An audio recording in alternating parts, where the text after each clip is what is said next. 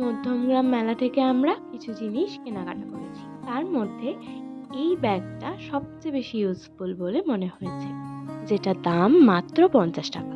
খুবই রিজনেবল প্রাইসে এই এত বড় একটা টোট ব্যাগ আমরা পেয়ে গেছি, যেটা রেগুলার কলেজ পারপাসে বা বিভিন্ন পারপাসে রেগুলার ইউজ করার জন্য একেবারে পারফেক্ট। এই ফ্লাওয়ার শেপ হেয়ার ক্ল্যাচারগুলো ওখানে পাওয়া যাচ্ছিল 30 টাকা করে। আমরা এই নীল রঙেরটা নিয়ে নিয়েছিলাম। তারপর এটা একটা ট্রাভেল ফ্রেন্ডলি পকেট সোপ। এগুলোতে মোট 100টা করে সোপ পেপার আছে। এটার দাম নিয়েছিল 60 টাকা।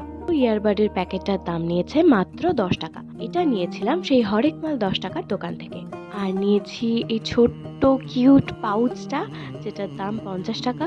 এবার রয়েছে এই স্টিলের চপস্টিক সেটটা, যেটার দাম নিয়েছে 50 টাকা। কিনেছি এই সুন্দর সুন্দর দুটো গ্লাস জার, যেগুলোর প্রত্যেকটার দাম নিয়েছে 120 টাকা করে। দেখতে এগুলো খুবই সুন্দর।